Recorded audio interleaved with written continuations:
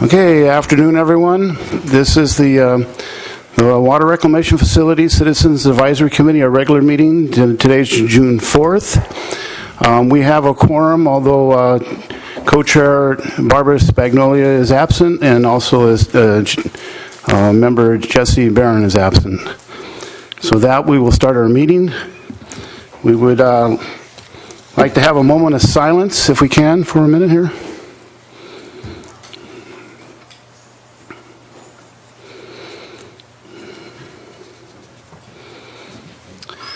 Okay, with that, I'd like to do the Pledge of Allegiance.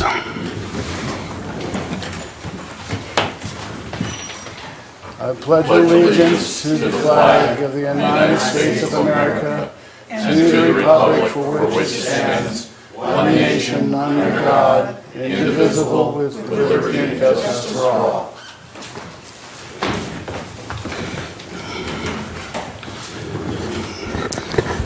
All right, thanks, everyone. Now I'd like to start off with if there's any announcements or presentations. Staff, do you have any announcements to make? Committee members, do you guys have any? No. With that, we'll have open it to a public comment period. Now, this is for items that may not be on the agenda, but if you'd like to speak to something that is and can't stay, this would be a good time for that. And if you'd like to give your name, if you like, at the podium, please stand. Thank you.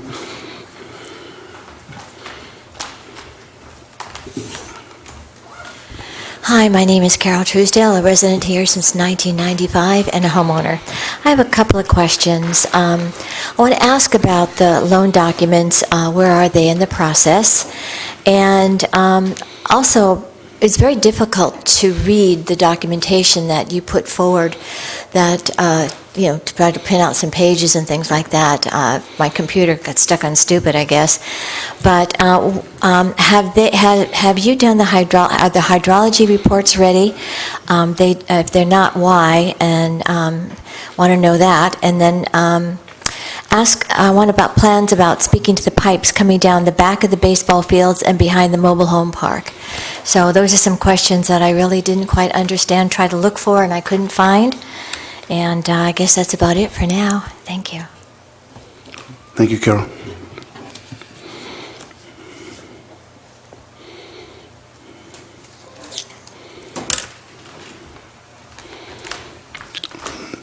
Are there any other comments from the public at this time? Therefore, I'll close it to the public right now.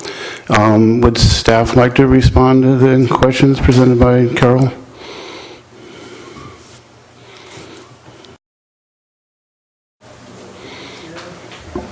Sorry about that.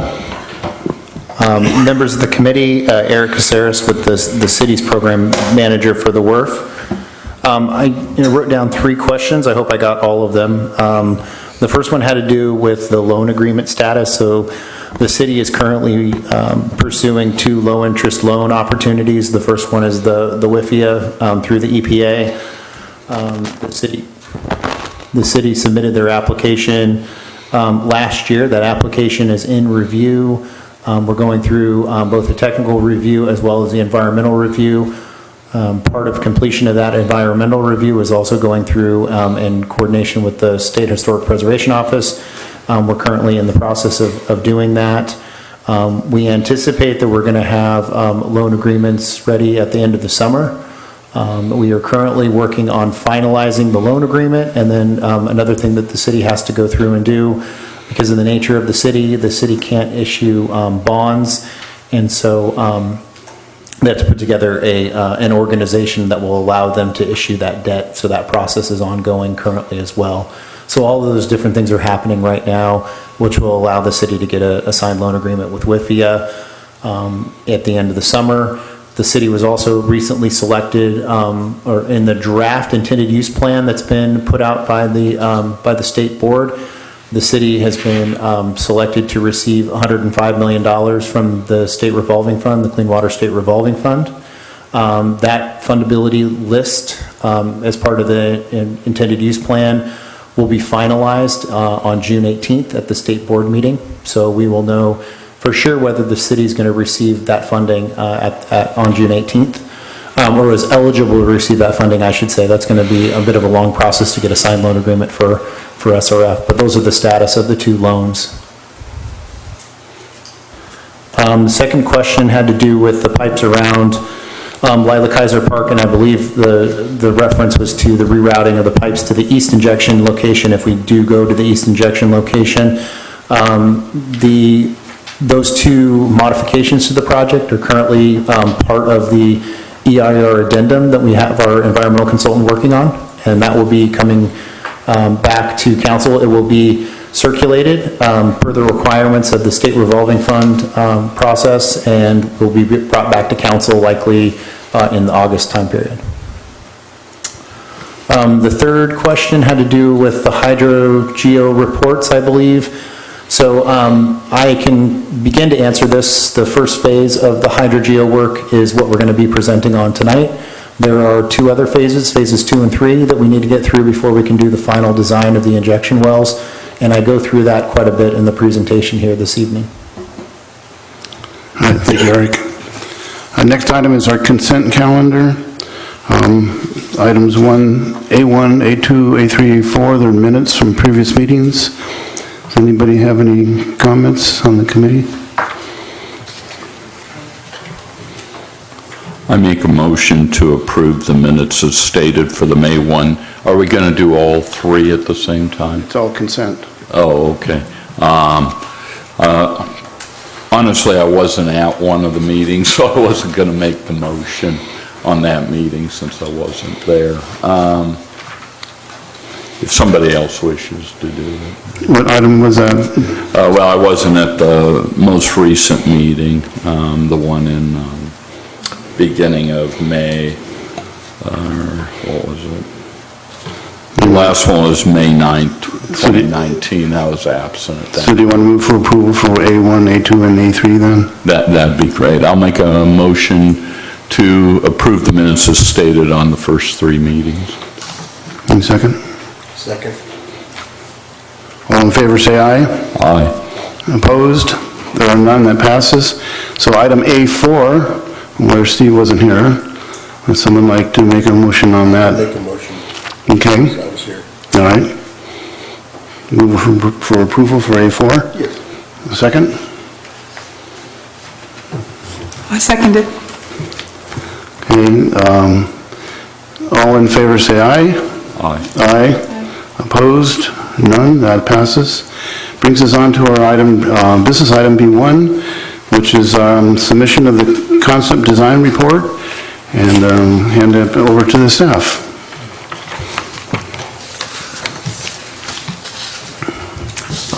Thank you. So we prepared a presentation here this evening that we're going to go through. The staff report covers really two items. The first one is the formal submission of the final draft concept design report. The second item is a review of the groundwater modeling technical memorandum, as well as just a general update on the status of the hydrogeological investigations to support the potable reuse permitting of the project. We'll take a brief pause after both pieces, and we can you can ask any questions, and also feel free to stop me with any questions you might have as we go through here. So our recommendation here tonight is that you accept the final draft concept design report and provide comments and input on the presentation for the groundwater modeling technical memorandum. So we'll start with the final draft concept design report. The concept design report for the conveyance facilities, and I want to be clear that we're speaking about just the conveyance facilities here, is really, it's supposed to identify the siting, design criteria, project constraints for the water reclamation facility lift stations, and also identify the alignment design criteria and any constraints with the offsite pipelines, those being the sewer force mains, the two sewer force mains, the briner effluent line that'll go from the new facility at South Bay Boulevard to the existing outfall, communication conduit that's going to be running in the common trench, and the IPR line that's going to bring potable reuse water either to the west or east injection locations. So we first brought the information in this concept design report to WRF-CAC on December 17th of last year. We then brought a very similar presentation to council in January. We were directed to come back to council in February to revisit the item, mainly so that council could take formal action on the selection of two critical items, which was the alignment and the configuration or number of pump stations. And so I'll go through that a little bit more here as we review the concept design report information.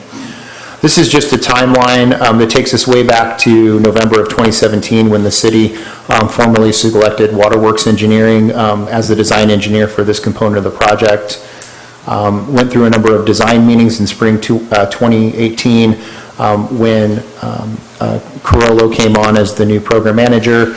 The Blue Ribbon Commission considered a number of elements for the conveyance facilities project when they developed their report in June of 2018.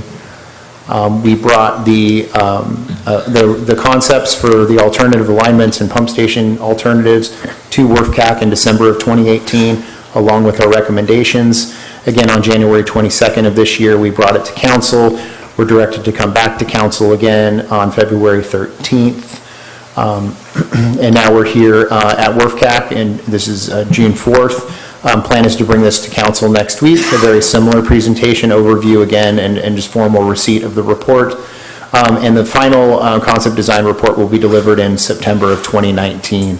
The reason for that delay is essentially that the design engineer is planning to deliver the final of this report along with their 60% design submittal that's expected in September of this year. So the sequence of the concept design report and the way that the report reads and the analysis was completed is shown in this flow chart here. First started looking at and confirming the design capacity for the pump stations and the pipelines.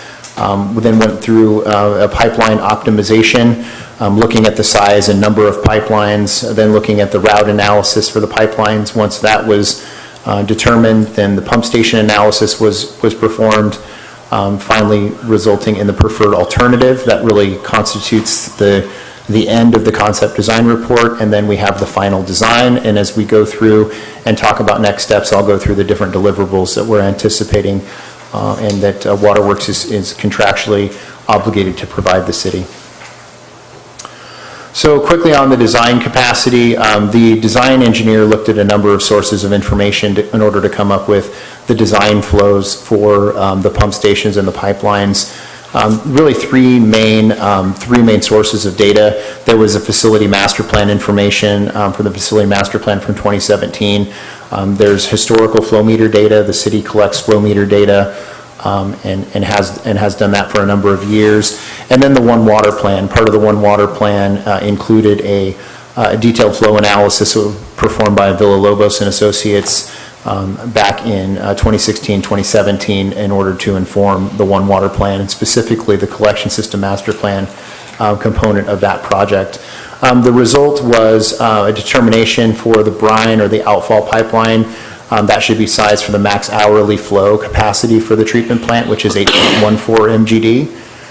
And then the IPR pipeline, which would be designed for 0.8 MGD. The main treatment plant, the treatment plant itself would be designed for an annual average flow of 1 MGD. So the way that we got to that 0.8 MGD is you take the 1 MGD that's going to be treated on an average basis by the water reclamation facility, and once you pass that water through the reverse osmosis project, it's at an 80% recovery, and so you take 80% of that 1 MGD, and that's the water that we have available to put into the ground, is 0.8 MGD. Then looked at pipeline optimization. Again, this was something that was considered during the time of preparation of the Blue Ribbon Commission report, and was also discussed at length in December and January and February. Previously is the alternative of using two separate sewer force mains. Because of the nature of the flows that the city's treatment plant is going to see, they go down into the hundreds of thousands of gallons per day during low dry weather flows, all the way up to 8.1 MGD anticipated for the wet weather flows. So the proposal was to use two separate force mains, one smaller, one larger. The small one would be used during average dry weather conditions. The larger one would be used during wet weather conditions in conjunction with the smaller, also giving the system a bit of redundancy as well. The brine outfall pipeline was sized at a 16-inch diameter, looking at a number of different materials. And the IPR pipeline is envisioned to be an 8-inch diameter. Also looked at a communication conduit to provide fiber along the pipeline alignment to connect the different pump stations. That's a 4-inch diameter conduit. A route analysis was performed. First, a number of different working alignments were identified. Then went through the process of identifying the criteria by which those alignments would be evaluated, and as well as some of the major constraints. Then we went through a fatal flaw analysis to figure out which of these alignments just wouldn't work, regardless of cost or other reasons. They were deemed as being non-viable. The ones that were deemed viable made the list of final alignments. Those were assessed on using cost and non-cost factors, and we came up with a preferred alignment alternative.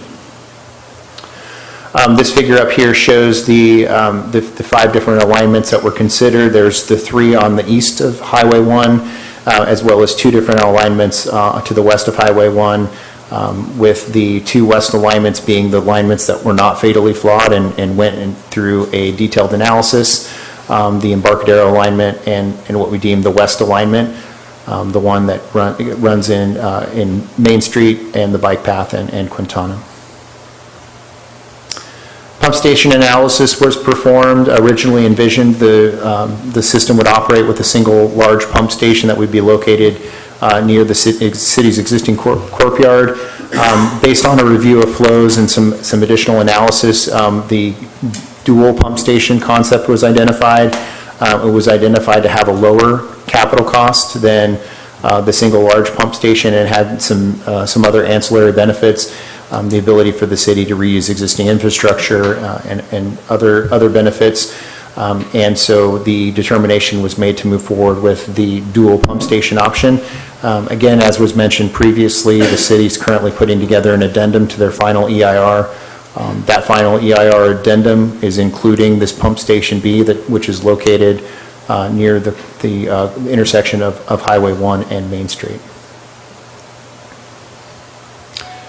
This figure here shows the preferred alignment with the 2 pump stations identified and the alignment as it currently exists. Again, a couple of small changes in the alignment.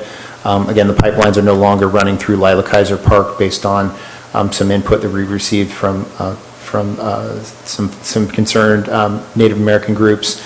That's now running in Atascadero Road and then running in Caltrans right away, and avoiding that. We're also have slightly realigned the potential pipeline out to the east injection location, so that goes all the way up to Atascadero Road, as well as reconfiguring the alignment at the south end, where we've got the pipeline going along Quintana all the way to South Bay Boulevard, and not going with a trenchless crossing of Highway 1. Over to the right-hand side of that map is a shot of our existing trench detail.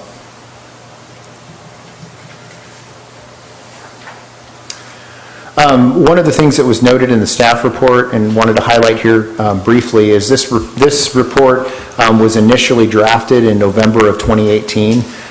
Again, we're now in May 2019 and presenting the final draft. Very few changes have been made to that document. The one critical item to point out, and is something that we've noted in the last several monthly status reports for the project, is the schedule for this component of the program has been impacted by the ability for the city to access a couple of properties that are critical in order to design the pipeline. Mainly as we move from a 30% to the 60% design. A really important component of that is getting the survey completed, as well as the geotechnical investigations completed, and getting that information to inform the design. And we've had some challenges in accessing the PG&E and Vistra properties that we've now worked through. The surveying for both of those properties was completed last week. and we're currently working to get the geotechnical work done in June so that the project can progress. But this table here identifies the slippage in the schedule by several months, kind of all the way down the line, and that's really being triggered by the 60% design submittal being pushed out several months. And this is just a little bit of detail showing that where that slippage is coming from. So that is the concept design report. Questions? Steve, go ahead. Oh, okay, thanks. The first one, this is an easy one. I know what HDPE is. I know what PVC is. What's the F in front of the P? It's fusible PVC. Oh, okay, so you're going to plastic weld it. Plastic welded, exactly. The second thing, and this is more of a request or a humble request, could we please get printed copies of the stuff? I had to be looking at an iPhone all weekend trying to read it, and I must admit, I wasn't able to do it as carefully as I ordinarily would have. So I'm going to ask you real quick, Eric, there's a few questions in my mind after your presentation that I'm still not clear on. Is lift station 2 and 3 existing lift stations that are presently in place right now? That's correct. Oh, okay. And then the PS, so basically the LS2 ties in before you get to the PSB. I just wondered if there's a reason why you didn't go on the other side, because you have that one pumping again, what's coming out of the LS2. And is it physical constraints that it was easier to tie in at the location that's shown? Yeah, it's physically easier to tie into the location where it's shown now. Oh, okay. And then the second question, the way I understand is you're going up Atascadero Road, you're going to jump into the Caltrans right away at those on-ramp and off-ramp that goes over to Main, then jump back out of Caltrans. Correct. Run over to Quintana, up Quintana, under the roundabout, down, I'll call it South Quintana, until you get to South Bay. So that is the alternative that you are proposing as part of the preferred one. That's correct. As I mentioned previously, the two differences between, well, there's really three differences between what was in the environmental document and what's currently being shown is, again, we're not going through Lila Kaiser Park, as you mentioned, or not going around, going through Caltrans right away. The other change is we are not going to go, originally we were going to go trenchless underneath Highway 1, cutting under Highway 1 roughly at what would be the northern end of Teresa Road. Oh, okay, yeah, you went away, you got away from that. Rather than going all the way down to South Bay Boulevard, but when we started having some additional discussions with Caltrans, they indicated, and we got some information on those structures, and we identified that we'd be able to open cut underneath that overpass. So the abutments don't come into play? The abutments are not an issue there, so that made that easier. And then Teresa Road has a lot of utilities in it, and then there was also some issues with some stormwater infrastructure there at Highway 1 that made it easier for just to well, if they're allowing you to open cut, it's got to be the cheapest alternative to it. The only reason I was asking about whether it was on the west side of Highway 1 there along those on-ramp and off-ramp was there was a discussion in there, and I wasn't sure quite where it was going because it talks about the easterly and westerly IPR alignment coming back, but you're showing a common trench. Correct. If you have the easter, let's say you decide that the east makes more sense to do the injection wells on, are you going to follow the west alignment till you get pretty far over there, maybe directional drill under the freeway or something? Yeah, so we can also open cut underneath the freeway there at Atascadero Road as well. Okay. That was the other thing that was identified. So the environmental document had looked at not running those in a common trench and running the, let's say the dirty water side in its own trench on the west side, and then the IPR line they would run up the east, with the idea that you would come over, if you were going west, you would directional drill under the freeway and then go west if you were going to the west injection, continue going along the east side up to Errol, I believe, and then cutting over into the east. That was what was in the environmental document. Oh, okay. The reason for that was the information available at the time, weren't able to determine if we would be able to fit all of that infrastructure in a common trench and make it work in Quintana specifically. And so once we looked at it in a little bit more detail and determined that we could do that and had a strategy to work with DDW to make that happen, it was less costly to run it all together on the west side and then cut over to the east if we decide to go to the east, which is... Right, yeah. Exactly. But you're not going to try and get over there early. No, and we're, the idea is, and obviously as we go through here and talk a little bit more about the hydrogeo work, our preference is to go to the west. Now, we're carrying the cost of going to the east for the IPR in our current cost estimate, but it is more expensive, I want to say to the tune of somewhere north of $1 million to go to the east. We just don't have enough information yet on the injection, those two different injection locations, to make that final determination of where we're going to go. So. And then the other question was regarding the brine outfall. I'm not sure, but I thought I read in there that 8.14 million was the peak hourly flow design, wet weather. That's correct. For influent to the plant, why would the brine be sized to the exact same? Some of it I thought was turning into water for indirect potable reuse. Yeah, and then there will be times when the IPR is not running, and likely during a storm event when when Mr. Miller and his staff are seeing And you're dumping 8.1 it all. MGD, they'll probably not be running the advanced treatment side and sending it all through the other side and all to the outfall. Oh, okay. And the brine line, I assume it's true gravity, it's just a reverse siphon or something like It that. is a gravity line. It is. There's no pumping on it, I assume. Yeah, it's pumped to the high point and then it flows by gravity. Yeah. I thought the high point was the plant itself. No, it has to get back over up to Quintana and. Okay, because when they showed the profile, and like I said, I'm reading this off an iPhone, so it wasn't the easiest thing. It looked like the highest point was I thought it was like 7-8 feet lower at that high point that they showed on that alternate. I may be wrong, but, so you will have to put up a pumping system. We do have a pump station that gets it up to Quintana and Kings. Oh, okay. Yeah. Okay, thank you. That's what Rick's saying. A couple of quick questions. I thought I saw on the plan sheet that in the vicinity of Lilac Park, that you have something that's called a raw water line. I think it was color coded in pink. And it actually encircles Lilac-Heiser. So Is that a new line, or is that an existing line, or That's an existing line. so that you'll keep in place? Is this the line? I think it's a well, yeah. So, you know what I'm talking about, it's on I think it's one of the first couple of plan sheets. And it's labeled raw water. So, I just wanted to know if that was new construction or,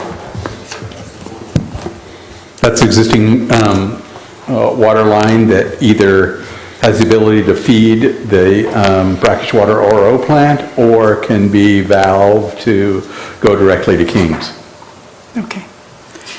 The other question I had is, in the report, it discussed the pump station 2, that's city-owned property, is that true? That's correct. Okay.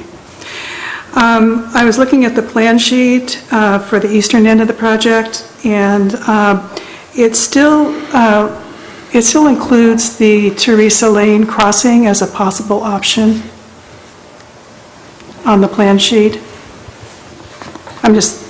I don't know if it sounds like it's been dropped. Yeah, that's been But I dropped. just wanted- The plan is to not go Okay. trenchless at Teresa, Yeah. that's correct, yeah. Just that it's there. Okay. That's all I have. Doug, do you have any comments? Questions?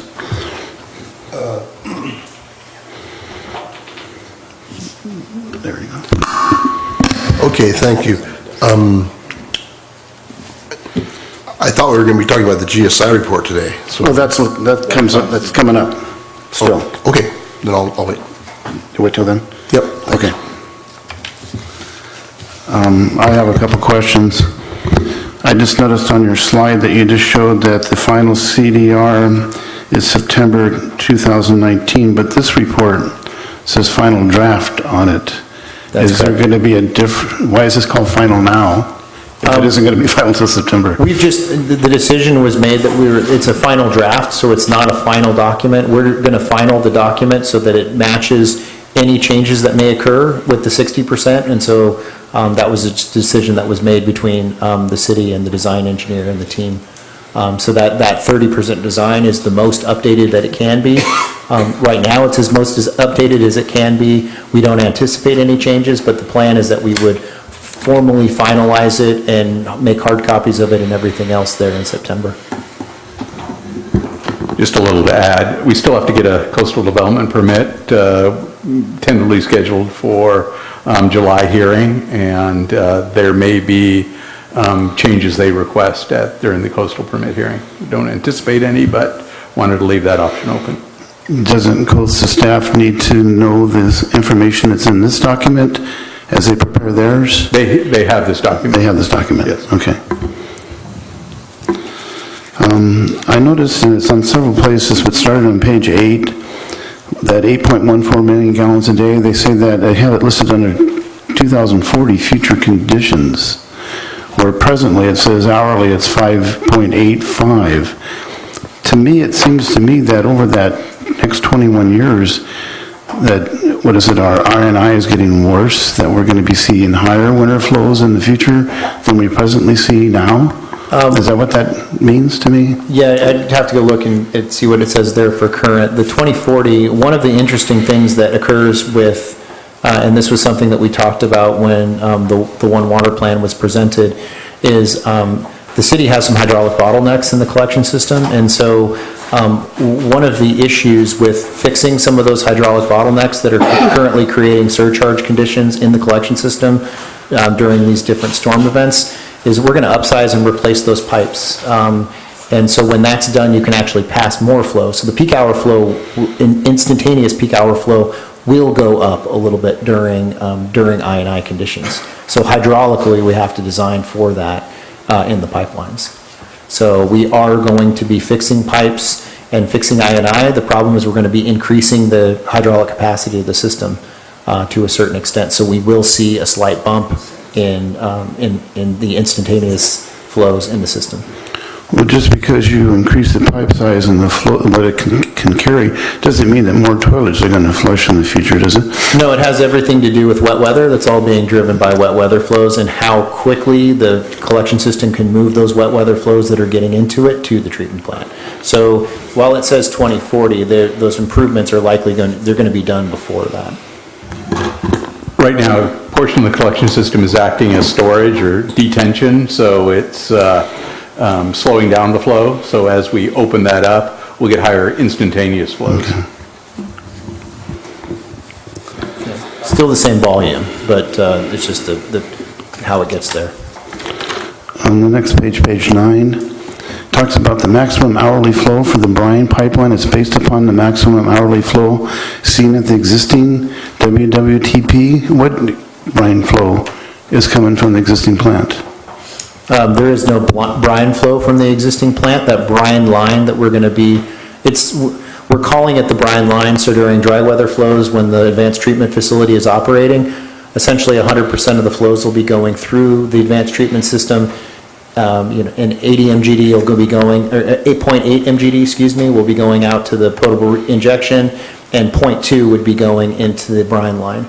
The problem is that we need to have the ability to send all of the flow out to the ocean outfall if we need to do that. One, if we have high wet weather flows and the advanced treatment facilities aren't operating. So it's doing dual duty, that this disposal line. It's not only for brine, but it's also to carry all of the wet weather as well. And it'll plumb into the outfall? That's correct. Being that we're not producing brine right now at the plant, I know we're producing some brine at the water treatment plant, but the proposed wastewater treatment facility at South Bay, that brine, will it not have constituents like pathogens and viruses in it as well? that'll go with it? That brine would still be disinfected, so that brine will be treated to the level required by the city's MPDS permit. Those requirements are identified in the time schedule order essentially, so that'll have to meet those requirements. So there'll be a treatment for the waters going in the IPR line, and then treatment or chlorinization that will go into the brine line? That's correct. Okay. Couple errors in there, or typos. Top of page 11, it says something about error, reference, source not found. I don't know what that means. I don't know if you guys saw that, if that means anything. On page 12, figure 1.3, it has shows the west line, best I can tell, leaving the state highway right away and entering back into Lilac-Heiser Park before it crosses over Morrow Creek.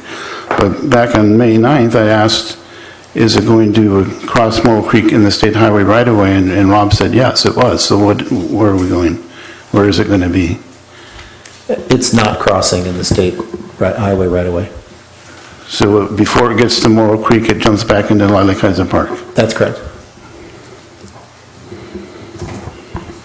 I was in error. Oh, okay. Yeah, that, just to clarify, that hasn't changed. The concept has always been, well, since the development of the 30% design, was that we would be using a pipe bridge to cross Morrow Creek.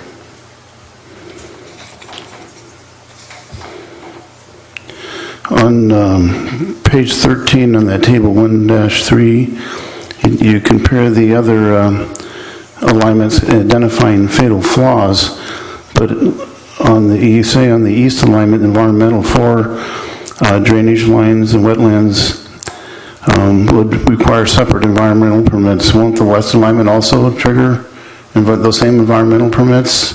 1601 agreement with the Fish and Game and 404 from the Army Corps of Engineers. We don't anticipate a 401 or 404 with the regional board or the Army Corps. We're not impacting, at this point in time, we're not impacting any jurisdictional waterways. Again, that is something that we're looking at in the EIR addendum. We had to do some additional delineation work in the area of the bike path, but the current plan is to be able to cross those using trenchless methods so that we're not impacting them.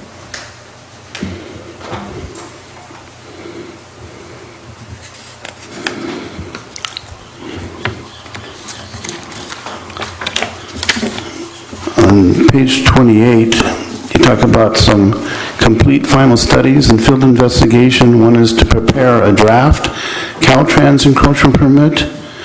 We haven't started that? The design engineer is currently preparing that draft permit. The Waterworks? Waterworks, correct. And that'll go to District 5? That's correct. Does headquarters have to have a say in any of that? The value of the construction that we're currently planning to do in Caltrans right-of-way does not exceed the amount that requires it to go to Sacramento. Do we have anything in writing from District 5 or Sacramento that says that District 5 can issue it without an exception from headquarters? I do not know if we have any,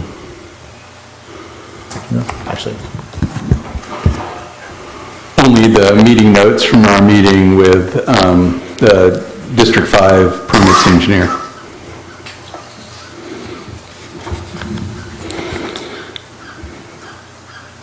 Okay, I'm going to jump to page 44. You have the different type of pipeline materials. And I was wondering if you guys considered welded steel pipe. You can get a lot more production with welded steel. It's 40-foot lengths.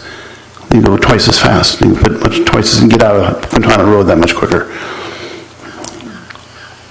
The analysis that was done, it would be less expensive to do HDPE or fusible PVC.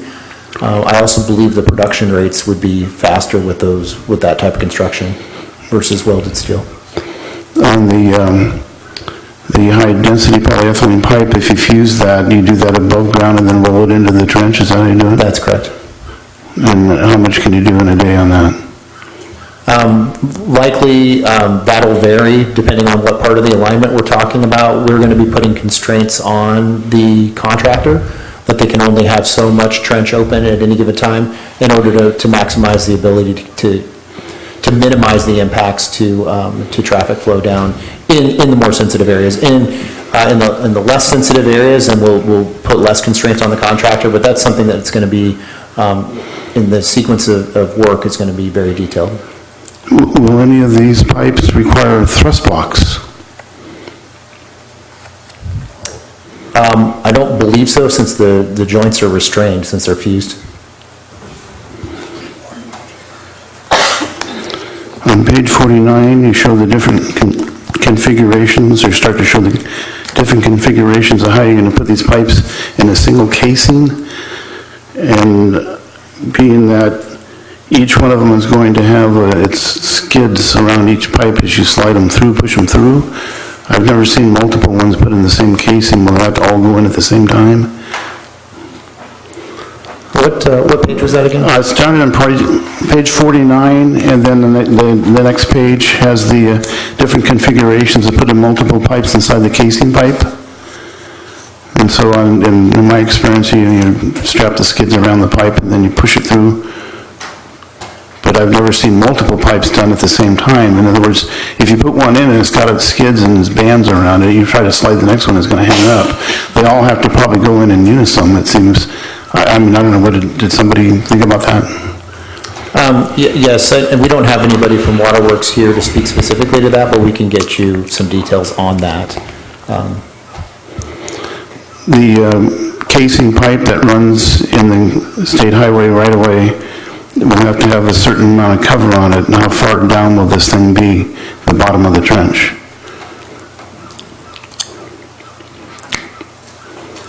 Because the exhibit on page 49 has a 54-inch diameter welded steel casing, which the other pipes will go inside of. And then there has to be a minimum cover over that. So we're down, what, 7 feet? The concept is that pipe and the casing would be put into the shoulder. They're on the slope of the road. I don't have the specifics in terms of the cover. Again, I can get that for you from the drawings, and I can get with Waterworks and get that information to you. Doesn't Caltrans have a standard for cover? They'll likely have a minimum cover requirement. I'm not familiar with what that is versus in the roadway or the shoulder, but again, I can get that to you, and that information is going to be detailed in the 60% design as well. On page 54, you're talking about these different valves, but are there any inline isolation valves in any of these lines? Again, that'll be details that are included in the 60%. I believe we do have some isolation valves throughout the system. We have a number of air release valves as well. One of the things that we're currently working on is the surge analysis for both the raw wastewater force mains as well as the brine or effluent disposal line. On those isolation valves, do you anticipate using butterfly valves? It would depend on the service. We typically don't use butterfly valves in any raw wastewater applications because you have an obstruction in the flow path. So typically we'll use either gate valves or full bore eccentric plug valves.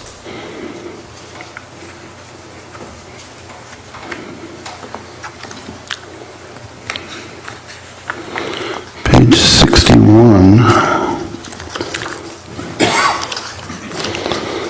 Oh, at the top it says something about 5 to 6 feet of cover. It says COER, it's a typo. But down below it starts to talk about the utility conflicts. If a utility has to move out of the way of this project, who pays for that?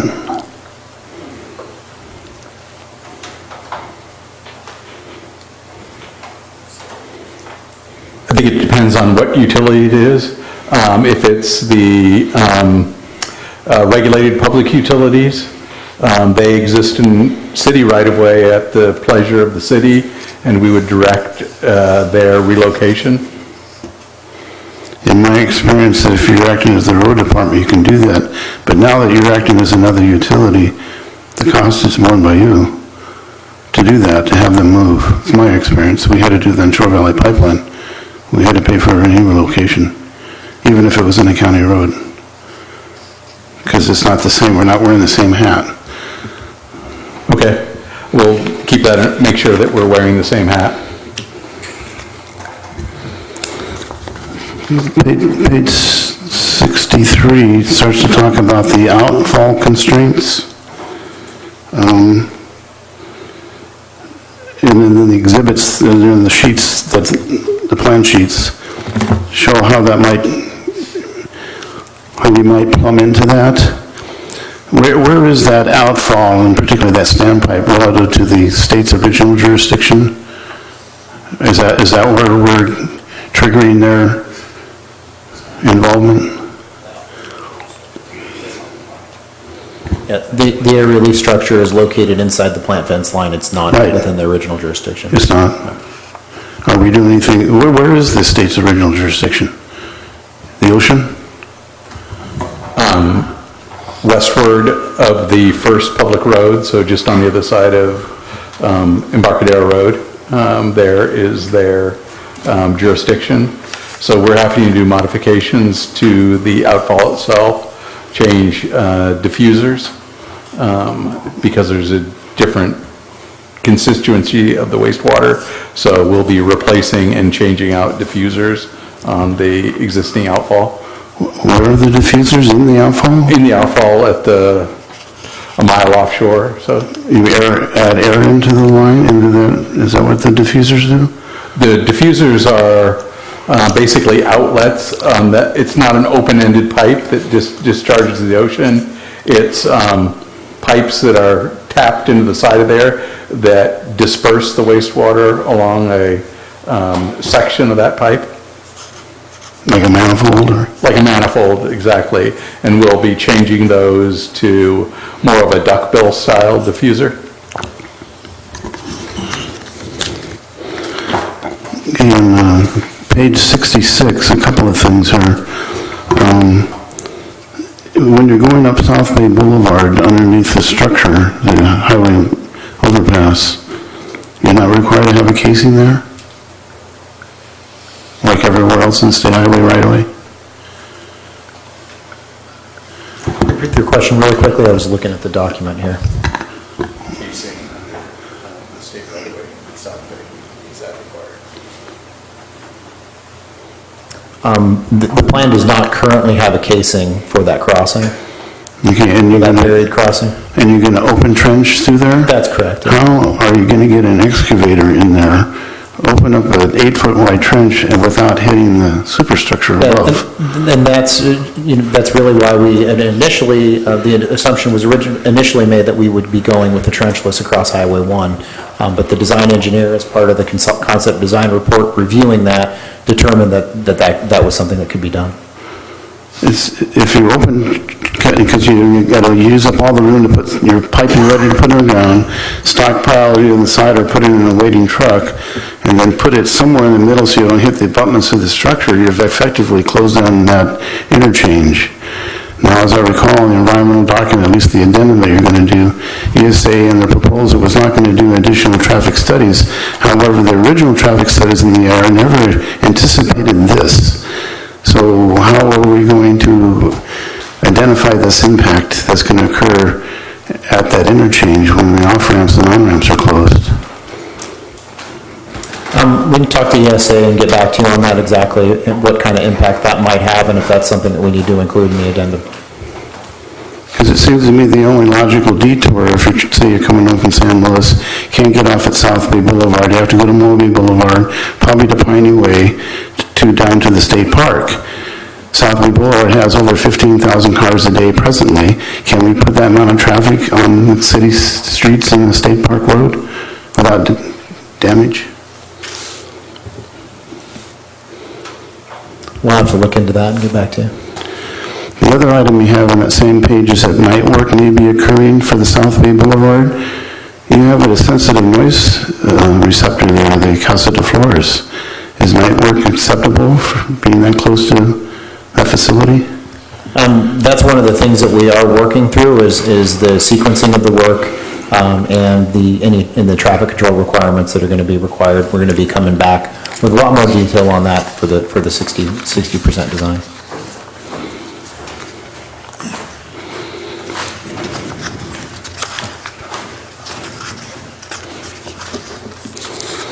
On page 74, tabled 4-9, you talk about the Mole Creek crossing, and particularly a new pipe bridge. Do you still require, even though you're not in the state highway right-of-way now, do you still need some easements from, like, PG&E or whoever owns that line that you're touching down on? The one, the Exhibit B, I think it is, has the right-of-way maps. It looks like that's PG&E property. There are several easements that we're going to need along the conveyance pipeline. I don't have the specific one in front of me, but I can get back to you on that as well. So with the trouble we've been having with PG&E, is it possible we're going to run into difficulties getting easements from them?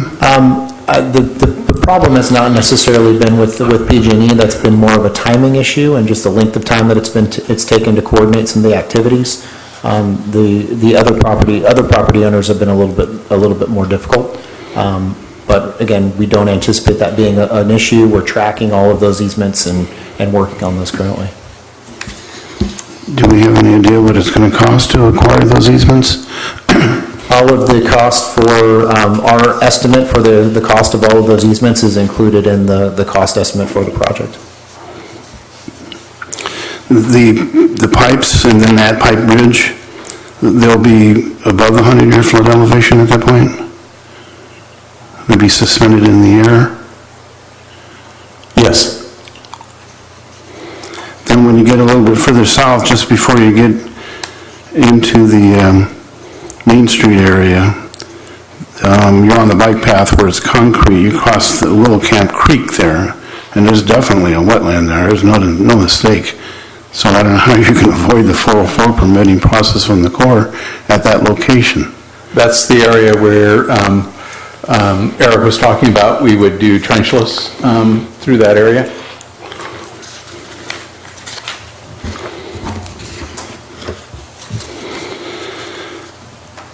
On page 80, you talk about the jack and bore, and different types of casings. In my experience, there's a minimum size casing that you'd want to put in just in case you have to enter into it. Has that been addressed? For instance, when we bored underneath Highway 1 at Loma, immediately they encountered a rock in Quintana Road, and the thing was deflecting. And they couldn't get in the casing because it was too small. They would have jackhammered it out. So they got a permit from you guys, came down, dug up a big hole in Quintana, took the rock out, and then continued boring through. So there's a size of casing pipe that can't be entered into in case you run into a boulder where it deflects. The guy said that if he ran into solid rock, he could drill a hole through it. But when he hits a boulder, which you might find out there, you have this problem, deflecting.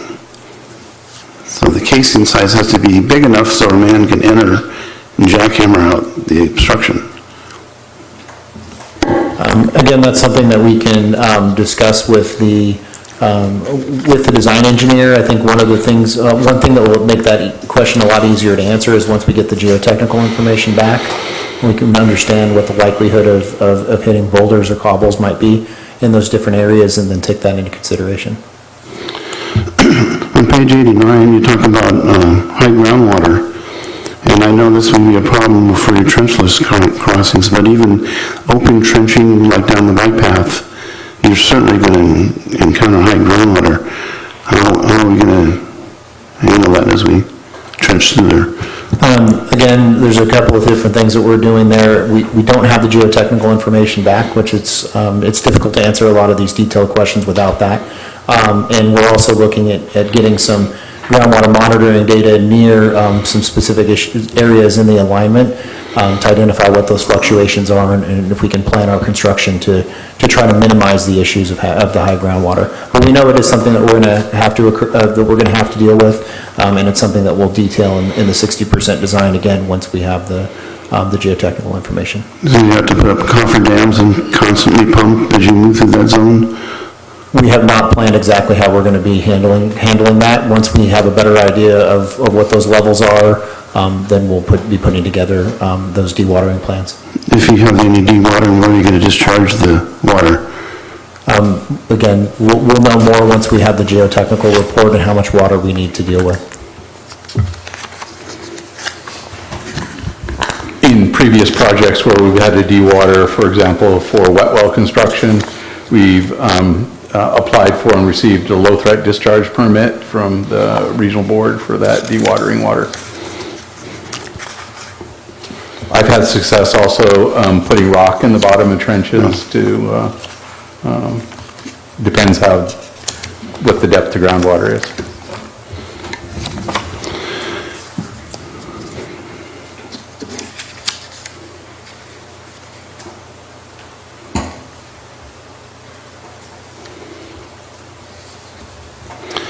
In your report, I don't know if you're going to get into it now, but we have these appendices that were attached to the report. Appendix A, that shows a line for the conveyance pipeline path. Right now, it just on the paper, on the drawings, it's just a real fine line. I don't know if that's the center line of a 12-foot wide swath. It'd be nice if that line really was that width, as it shows how that path and what's going to be disturbed in that path, rather than just a fine line, the actual width. It will be, for sure, for the 60%. There's going to be a lot more detail in terms of the plan and the profile detail. Is that line the center of the 12-foot trench? I believe that line is the center of the 12-foot trench without having it in front of me. Which, you said Appendix A? Right. Then Appendix B is your right-of-way exhibits, and they label the freeway as US Highway 101. I believe it's State Route 1. Is it not? It's not 101. Okay.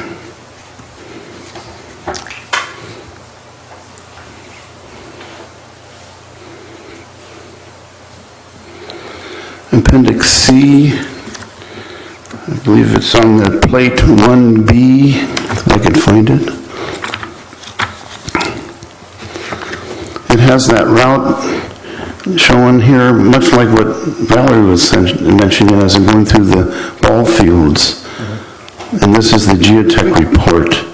So are they looking at a different route than we're seeing in the concept report? Is the geotech people studying the right area? The geotech report was developed, this is the preliminary geotech report that was developed to support the initial planning effort for the project, the environmental document and those things. There's a completely separate geotech report that's being done. The final design geotech report's being done currently. Or it will be done as soon as we can finish the underground investigation. Then in Appendix D's, it has some more plan sheets. The first one below, it shows the proximity of the city wells that Lilac pipe to the alignment, and that we're like about 25 feet out from the wells. Is this the reason that we moved over to the state highways, to avoid the wells and not the cultural resources? No, the reason was to avoid the cultural resources. Is there a distance that we must stay away from those wells? I believe the distance is 50 feet. So you'll be within that 50 feet? We have a plan to mitigate that. I don't recall exactly what that is off the top of my head, but it was something that we looked at when we made the decision to realign the pipeline. So the realignment of the pipeline was done at added cost to the project, so that was not something that was, it would be less expensive and easier to go through Lilac-Kaiser Park. But again, because of the concern from the Native American groups, the decision was made to move it, and we do have some challenges in avoiding those wells, but the design engineer does have a plan for that. Do we suspect there'll be more cultural resources underneath the freeway? I mean, this whole area dates back, 9,000 years? I mean, there's been several occupations and millennial periods of occupation in this area. I can imagine before the freeway and before Portola even showed up in this area that it was all utilized. Yeah, the archaeological study that was done to support the environmental document found a number of cultural resource areas. We're doing some supplemental archaeological work to support the addendum. Again, it's something that we're going to be monitoring for, and we'll have a plan to deal with if we do encounter it during construction. think the only saving grace there is most of it is fill that we'll be working in the, where we're in the Caltrans right away adjacent to the bike path. With the dimension of that casing being 54 inches and needing to recover, and then you're going to break down below the original ground of the freeway, you'll be into virgin territory. And my experience, like when we do the Troll Valley pipeline, you won't find this stuff on the surface, but when you dig down, oh boy, it's there. It's everywhere. And we'll have monitors all along the pipeline route. I'm sure there'll be something encountered somewhere where we don't. I guarantee you you'll find something. Okay, that's all the comments I have right now. I don't know if anybody else had any more comments to make right now. Valerie? Excuse me. Just one comment. That's part of the development with the consultants are going to be working on, the cultural resource consultants, is a treatment plan for discovery during construction, and that's all part of the agreement that they'll be asking for concurrence on from the SHPO. And for exactly that reason is because it's not accessible. I know when I worked for the highway department, we had projects that were not accessible and we had to defer certain kinds of work to later to construction or monitoring and plan for discovery during construction, so. I'm not sure I understood it correctly when Paul was going through this, but my understanding was the alignment was going to be on the on-ramp and off-ramp to get over to Main Street. Now I'm hearing that you have to create a pipe bridge over the Morrow Creek crossing. That means you'll be out of the on-ramp and off-ramp coming, I guess, to the west to make the pipe bridge. Why can't you fit above the culvert that Morrow Creek goes under the free? Is there not enough cover between the pavement surface? Am I making sense? I'm assuming the on-ramp and off-ramp are built over a culvert for Morrow Creek to get under. They're bridges. What is it? They're bridges. Oh, they're physical You can't bridges. put Okay, them I'm on. sorry, I thought it was a culvert. Caltrans Okay. won't allow it. Oh, okay, that answered my question. Yeah, there's no capacity on the existing structures. I got for, you. So you'll have to make a separate pipe bridge to the west of the edge of the bridge. Okay, thank you. Doug, do you have any questions? Okay, with that, I'd like to open it up to the public. If anybody from the public would like to talk to this item, it's time to do.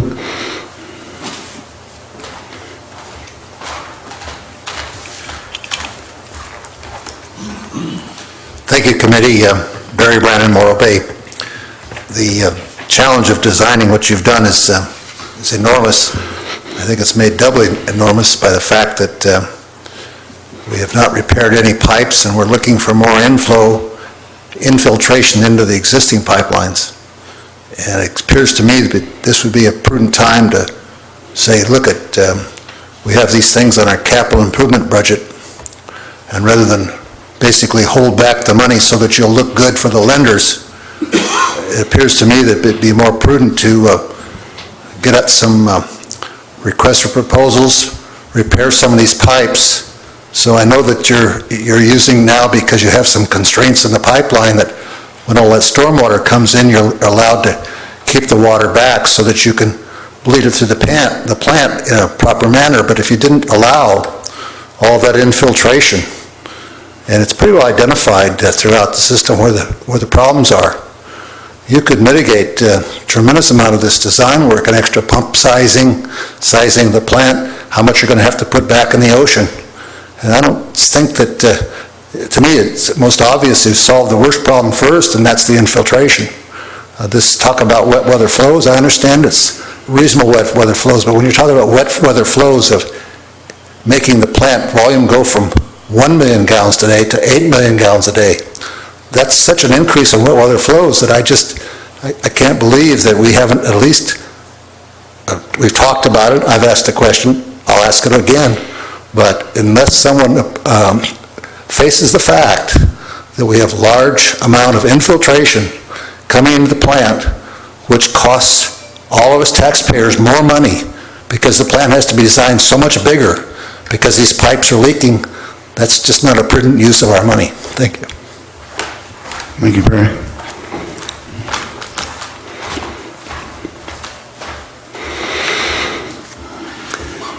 Thank you, Council. Larry Truesdale, member, citizen of Morro Bay. I have 3 questions. Some may have been answered before, but I have not been participating in it. But I have not seen any correction in the volumes of these flows for the departure of Cayucas from our system. It may have been done, but I've never seen it or heard it talked about. When will we correct for that in our flow calculations? Next question is, what is the lifespan of this HDPE piping, high-density polyethylene, versus, say, the stainless steel? Next one is, if stainless steel pipes get us off Quintana in half the time, the differential in cost between the stainless steel and the polyethylene, is that sufficient to penalize the businesses there who are going to be severely impacted? The economic comparison of all this, I don't have numbers, I have no good in order of magnitude.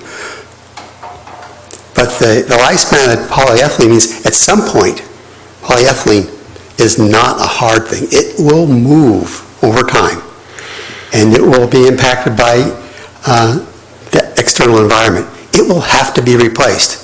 I suspect the stainless steel that goes in there and it's protected against galvanic corrosion will last 5 times as long. I have no idea. So in doing the economics of whether it's polyethylene or stainless steel, I think I'd like to see that put together so we don't wipe out businesses on Quintana. Thank you, Larry. Anyone else from the public who'd like to speak? Seeing none, I'll return it to the committee. Would staff like to answer any of those questions?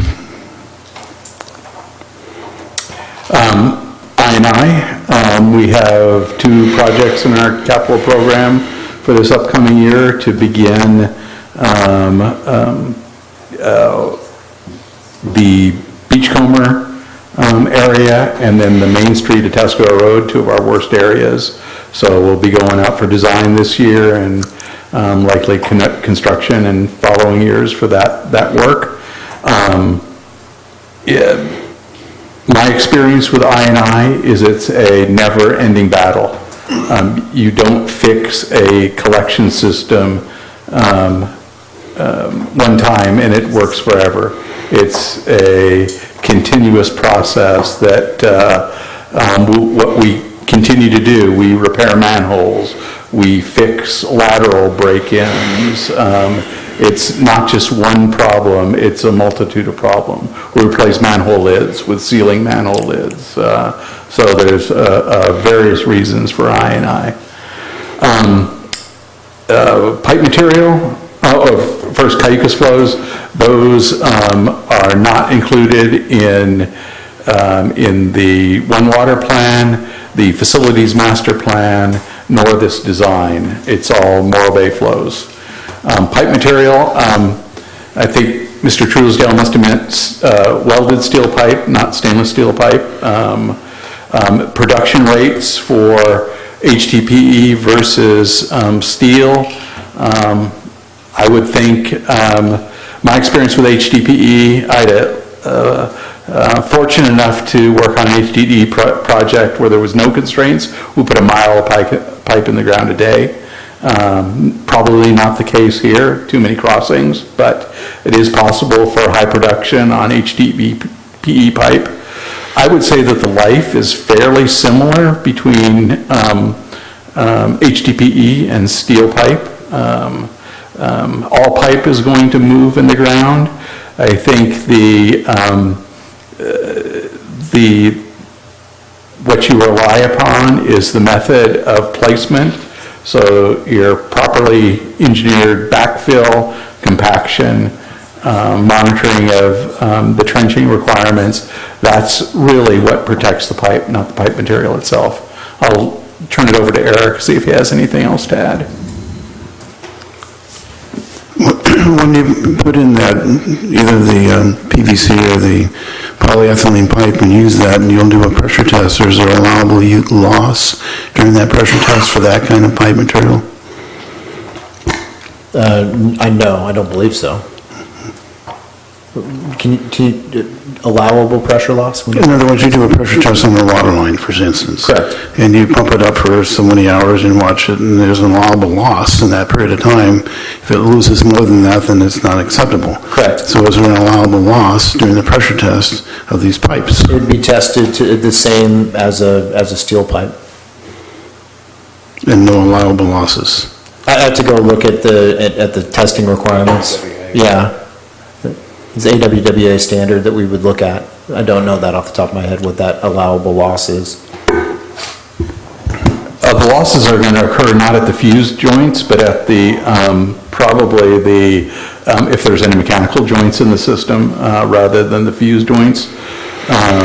Where I've seen failures in HTPE pressure testing is at those mechanical joints having inadequate restraints and having fittings blow off, but never have seen a pipe failure due to pressure testing. It's at the field installed mechanical fittings.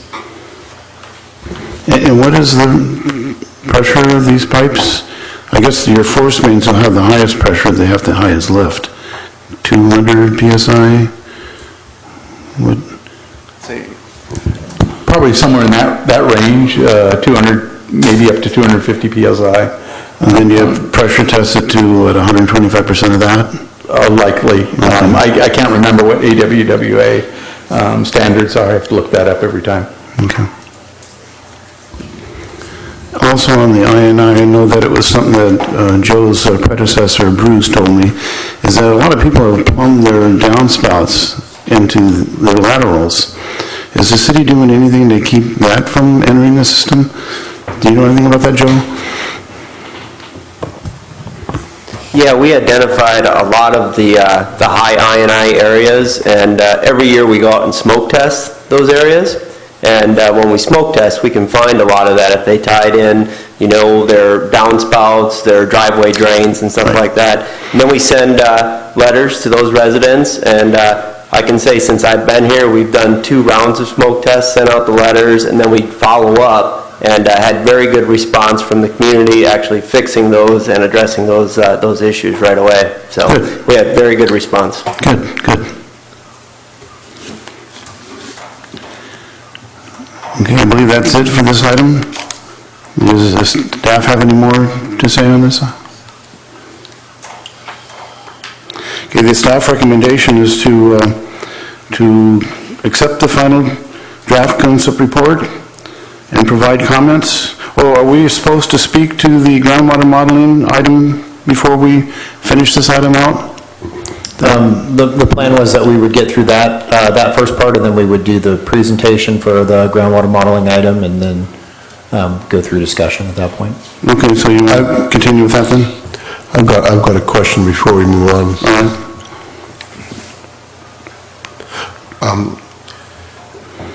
You know, I'm reading over this report that Larry Truesdale presented, and, you know, he's talking about contamination of the wells with human waste. So I think it's time to, you know, could that be addressed? I mean, it just seems, I haven't heard this before, and since we're talking about infiltration, I mean, Joe just mentioned the smoke test and all that, but is this really possible? We can address that a little bit. There was, in Mr. Truesdale's letter, he did reference a report that was previously done by another hydrogeologist about that, and we can reference that once we go through our presentation. Okay, because I noticed that in the GSI report, one of their references, of course, is Cleeth and Associates, March of '94, and Truesdale's mentioning Cleeth and Associates 2007. So, but I don't see that in the EIR. So I'm just puzzled as to, you know, it'd be nice to just address this finally, because I hear these sorts of things and I don't know what's the truth here. Yeah, we can talk through that. Okay. So you want to give your presentation on the groundwater modeling now? Yeah, I can run through that quickly and then we can get into discussion.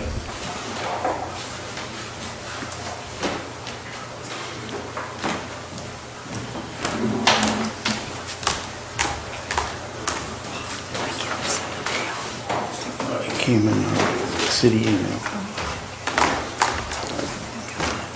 It came in this afternoon. I just happened to check it and something Okay, thank you. at the last minute. So just a quick summary of the hydrogeological activities that are required to complete this project. It's really a four-step process. The city has been working with GSI for a number of years now. Their most recent report was one that was developed in 2017, the feasibility study that looked at the feasibility of injection of purified water into the lower Morrow groundwater basin. And then following completion of that report, the city put out a request for proposals and subsequently selected GSI to participate and perform the next 3 phases of hydrogeological work that need to be completed.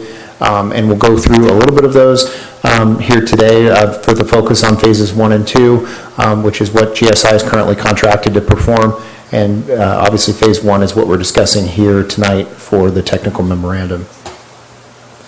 So we're really looking at the feasibility study, 2017, phase 1 of the geotech work, phase 2, phase 3, and that's what will position us to do the final design of the injection facilities, or what we refer to as the recycle water facilities.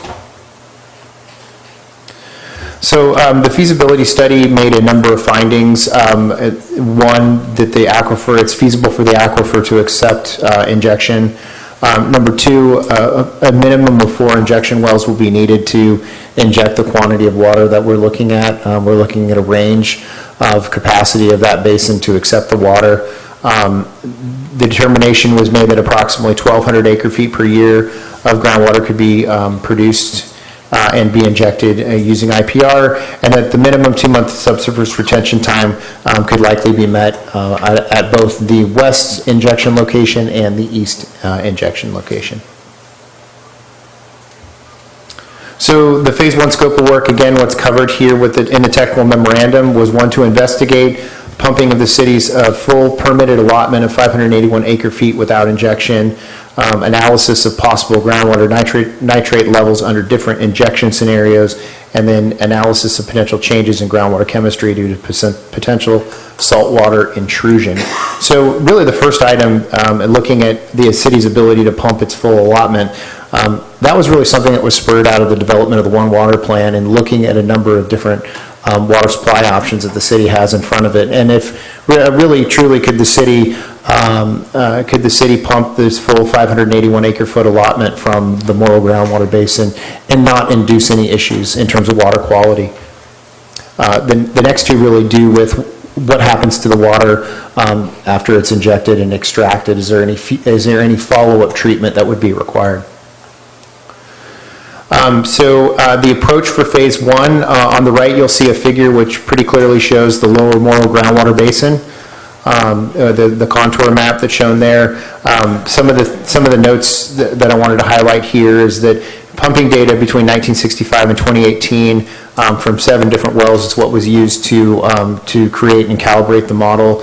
TDS, or total dissolved solids salinity, and nitrate data was available back to the early 1980s, and it's for different periods for different wells, but the oldest data goes back to the early 1980s.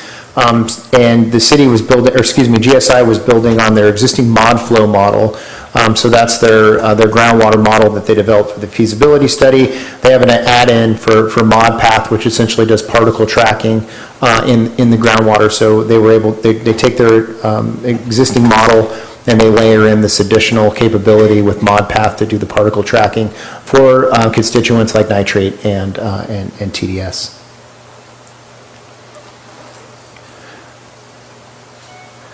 This is just a graph showing the historical pumping from the lower Morrow groundwater basin, and as you can see, the groundwater pumping is reduced significantly with the city state water coming online here, and I just wanted to point that out briefly for the way that the city's current system operates.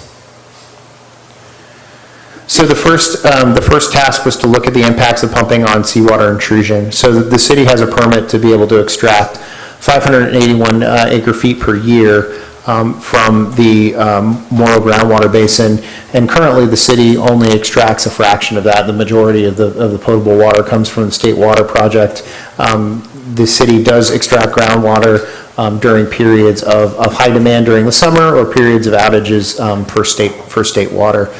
So we first asked ourselves the question of, well, could the city decide to just start pumping the groundwater basin in the absence of state water, or if it wanted to more highly utilize its existing groundwater basin, what would happen under that scenario? And so the scenario was run with pumping of the 581 acre feet allocation. Looked at a simulation lasting about 38 years, starting from now and going out 38 years, and it identified that the TDS concentrations over that time would get into the range of about 5,000 milligrams per liter to 17,000 milligrams per liter. There's a footnote here at the bottom. TDS, or total dissolved solids, are not a primary drinking water MCL. They're what we term a secondary drinking water MCL, and the limit for that secondary MCL is 1,000 milligrams per liter.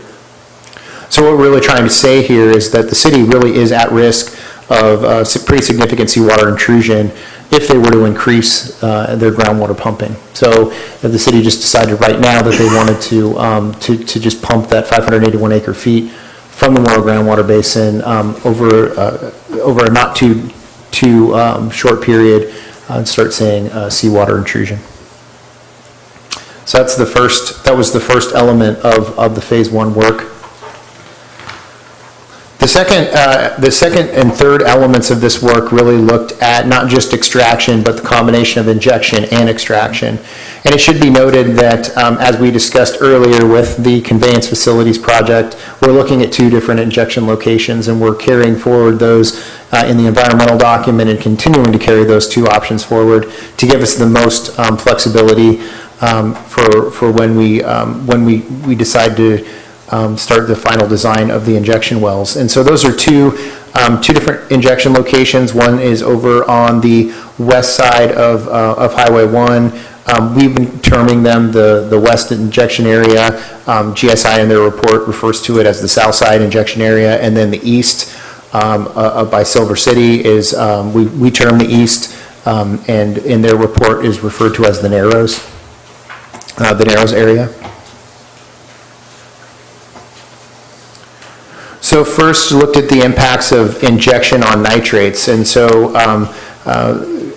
using historical data, historical nitrate data, the model was calibrated to that nitrate data, and you can see here the red line represents the primary MCL for nitrates, and in that red line, under a series of injection of about 825 acre feet per year. Again, the designed injection capacity of the existing wastewater of the new water reclamation facility, and an extraction at the city's permitted extraction capacity, 581 acre feet.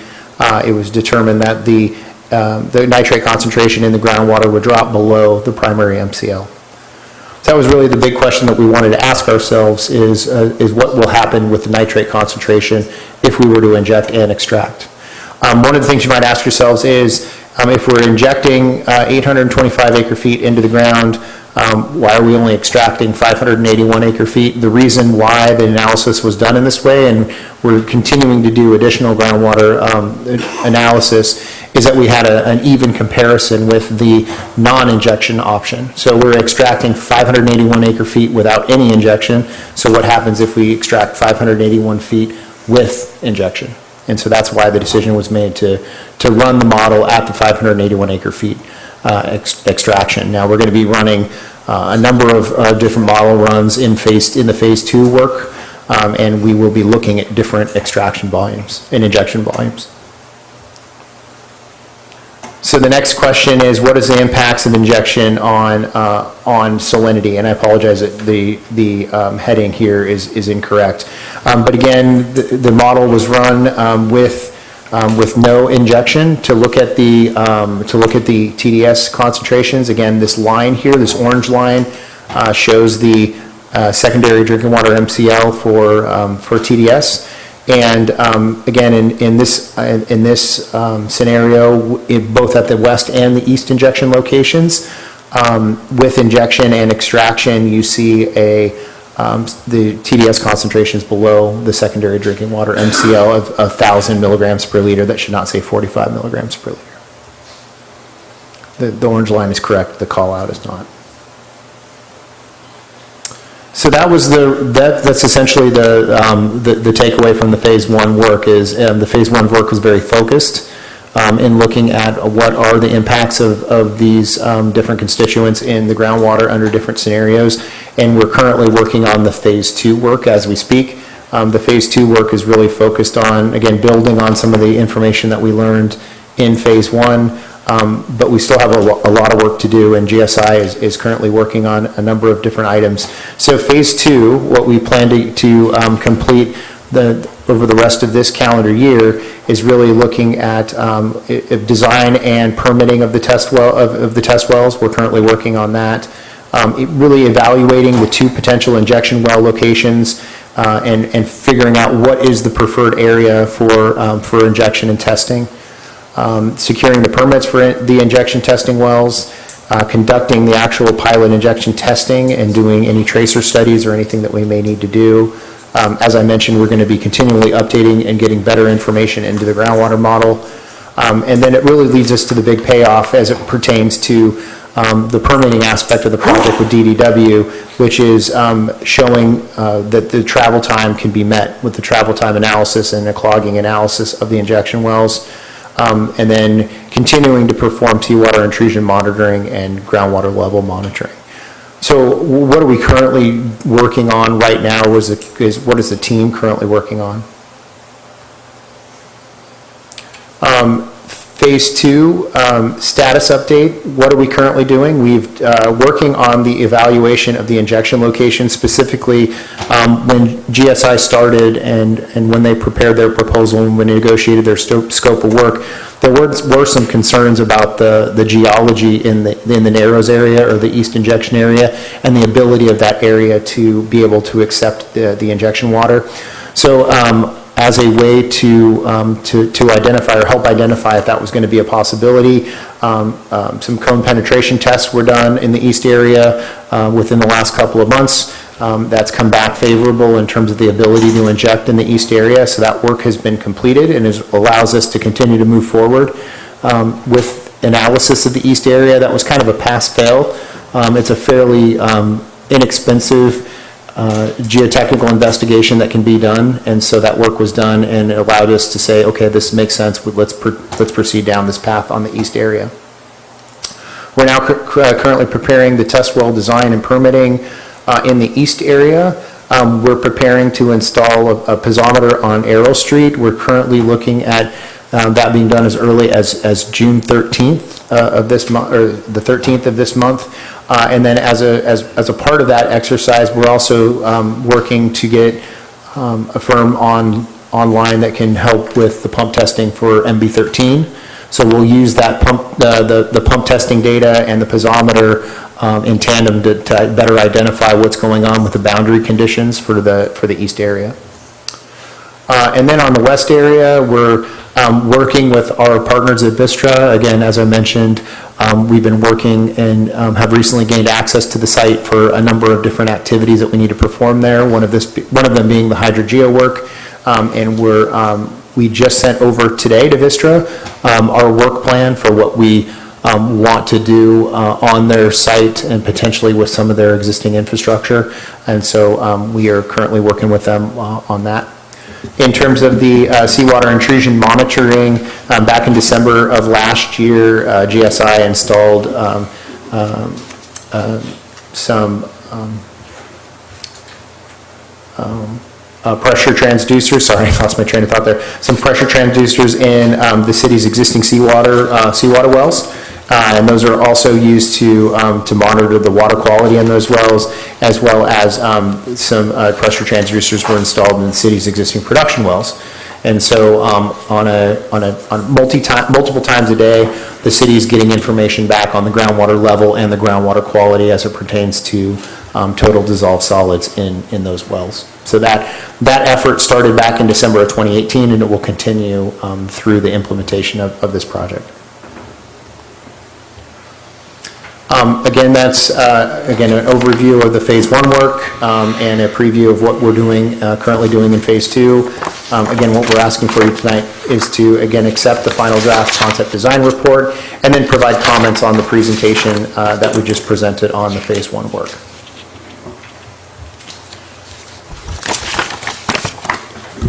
All right, thanks, Eric. Does the committee have any questions? I'll start with you, Steve. Okay. I feel somewhat remiss, Eric, because, like I said, I was reading this off an iPhone. I was out of town.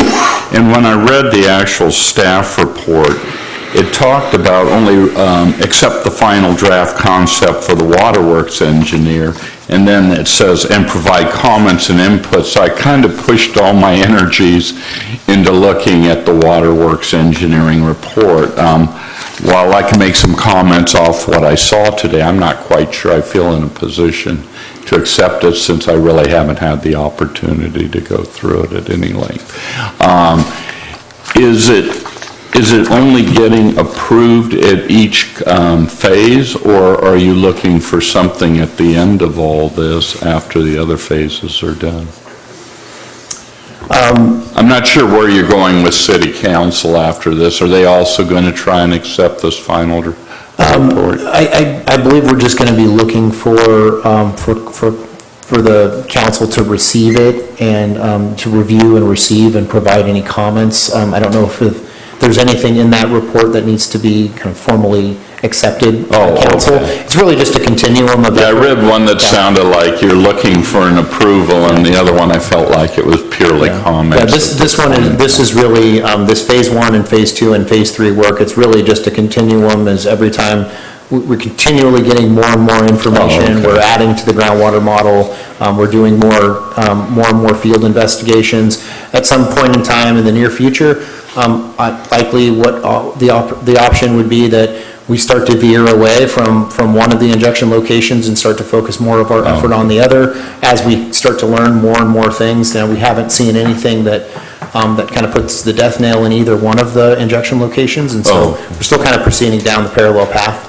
That was the point of the geotechnical work that was done a couple of months ago. Very likely could have, 2 months ago, we could be here talking to you today about how we're no longer pursuing the east injection location because of something we might have found there, but we didn't find that, and so that's why we're still kind of continuing down that both of those paths. Well, on the question side, most of it came up as a result of looking at the different PowerPoints, was on the modeled injection well locations where you show the west-south side ones and then the ones up east in the narrows. It's your intent only to do one or the other, not both, is that correct?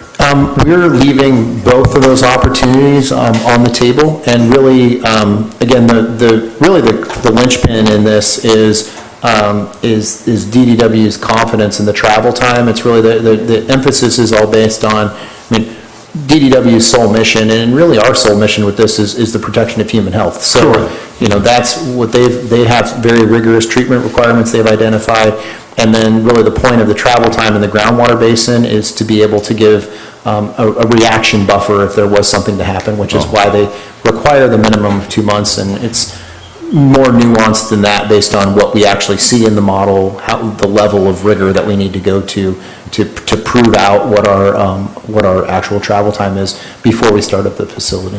So in this particular example you showed here, I assume the little yellow wells are where you're actually going to extract the water? Those are the city's existing extraction wells. That's correct. And so with the east narrows, it's basically, it filters down to those wells, since I assume the gradient's going towards the ocean.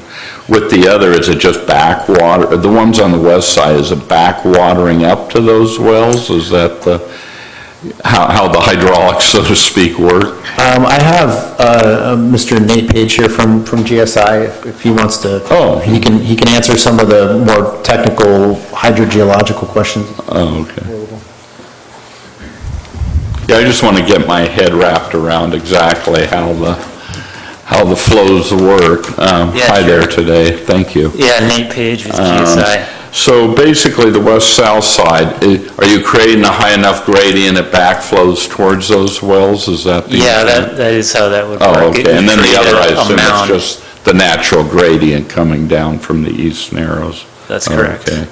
And then, I think that was the main question I had and how all this worked at this point. Like I said, unfortunately, I did not get enough chance to truly study it because I thought it was an ongoing matter, the way it was worded in the staff report.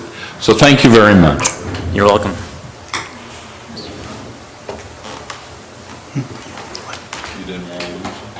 Oh, go ahead, Valerie. Actually, can I ask him a question while he's here? I didn't realize. You're finished, right? Once he gets exercise. The modeling that you did in regards to saltwater intrusion and its impacts on the groundwater, the aquifer, I'm wondering, I mean, you're looking at historical information and existing conditions and what have you, but I didn't see anything in the report that takes into consideration sea level rise. And I know that we're not the Bay Area, we're not San Francisco Bay, and in terms of all the detailed modeling they've done up there in regards to sea level rise and saltwater intrusion, but are you going to be including any projections in your future work and how that might affect this whole discussion in regards to injection wells and Yes. injection sites? Yeah, that'll be done in the Phase 2 portion of this work. Okay, do you know what level, are you going to use a suite of potential levels of sea level, as opposed to taking the most conservative and going with that and saying, well, in 50 years, it's just going to be Yeah, I don't half know a the foot. specifics at this point, but I'm sure that we will not use just the minimum Okay. considered likely. The city has an adopted climate action plan, so we would want to make sure that any analysis that we do is going to be consistent. Consistent with that document. I don't have that document Which, offhand. I don't know if the climate action plan is a living document. I know that the projections are changing, and so that's why I'm asking if we're going to be looking at a suite of potential levels of sea level. In addition to the climate action plan, the general plan analysis included an LCP update, included a review of sea level rise and its impact on land use and the city of Morro Bay, how we will develop in the future. So we'll make sure that we're also consistent with that document. While you're still there, just real quick, before I move to Doug here, but on that sea level rise, will that make the west side less favorable than the east side in time? Would it have that effect? It could potentially decrease the holding capacity of the aquifer, but the west side uses an injection point, could actually create a mound that would, act as a seawater intrusion barrier. So it's difficult to say at this point. We have to carry out the Phase 2 work to, and better understand the aquifer and to truly answer your question. All right, I was just curious. Doug, do you want to say something or ask any questions of? Thank you. On this figure 6 that we looked at, we have a copy of it here. It just looks to me like you got these deep water or deep areas in dark blue around what would be a peninsula that kind of sticks out. Right, yeah, I know what you mean. Past where this Flippo well is and Morro Bay 1 and 2. Right. So those are the high school wells on the north side, right? Yeah, that's right. And they're not really part of this. We're not going to be using them for production, are we? Those high school wells are actually operated by the city of Morro Bay. So we can use those for production, or we operate them for the high school for irrigation, depending on how we're running our brackish water RO facility and what the status of state water is. Okay. So, again, I'd like to come back to what Larry Truesdale wrote here, because it'd be nice to get some kind of response as to the sources of the nitrates. And as I read your report, of course, you're looking at the agricultural nitrates coming down the valley.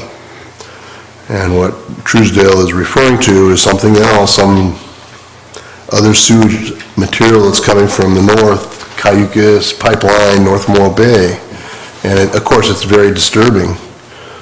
So I just would like to have you address, what do we, is this an issue? Is it not an issue?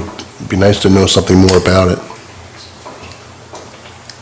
Well, I would just like to say that Dave O'Rourke was the GSI staff member who actually ran the model.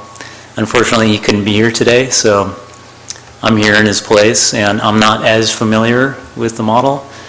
But he conveyed to me that what he did was he input a very high concentration of nitrates all through that Narrows area, that area up valley to the northeast. And, it wasn't intended to model that scenario that you're referring to with the sewage line, but Dave's feeling was that it actually would kind of approximate that scenario almost as well as it approximates the nitrate source, which we assumed was from the agriculture. So,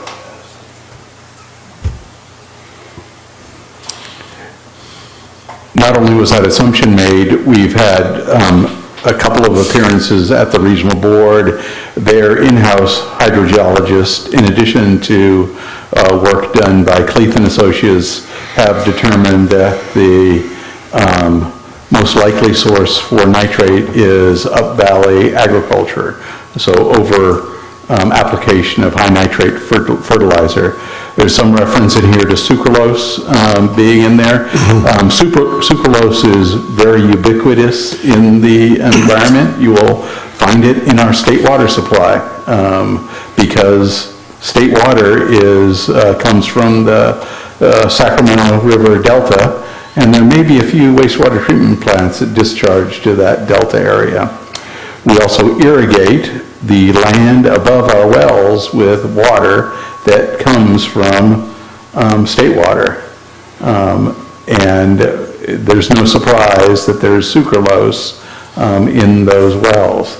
I cannot tell you with absolute certainty that a molecule of wastewater does not enter the system. It's impossible to tell with certainty. But all the work done by previous hydrogeologists and confirmed by the regional board's conclusion was the pollution that we're receiving in our wells is due to upstream agriculture. And you can see those nitrate levels drop as fields that used to be heavily fertilized have gone fallow. I have to say, I'm very happy with what GSI has done. I'm just trying to dig a little bit toward addressing item 4 and what Mr. Truesdale wrote. That's all. And he's making this, supposedly there's all kinds of documentation is what he's referring to, including the report that GSI is referring to. By the same authors. So, in visiting the plant, I know that Joe has a lab there where they're studying, biological oxygen demand, and they're watching everything in the plant itself. And it just seems to me that the EIR, they're showing, long-term history of groundwater quality. Okay, there's a chart right there. Do any of these things that Mr. Truesdale's talking about, do they show up in the groundwater quality report?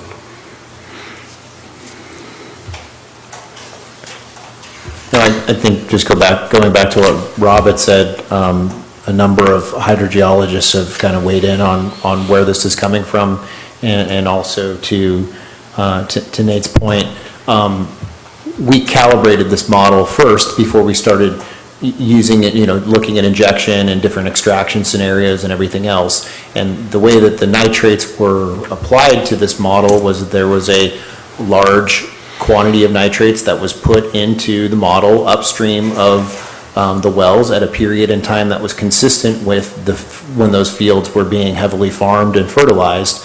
And then it was calibrated on a historical time basis from going back from the early 1980s till now, and we were able to calibrate that model to show the variation of the nitrate concentration was consistent with a large concentration of nitrates coming from upstream, not a consistent source of nitrates that would be coming from another source. So there's a number of different studies out there that support the nitrates are the majority of the nitrates are coming from the fertilization of those fields from agricultural, and the modeling also helps prove that out, and the pattern of those nitrates is also consistent with the upstream ag activities that have happened historically. Okay, well, I guess that brings me back to the high school wells, because I'm just looking for just some kind of way to see that those high school wells being on the north side of this peninsula, their water quality, groundwater quality reports would be similar to the wells that are on the, up valley, I guess we'll say, the MB 13 and MB 1 and 4.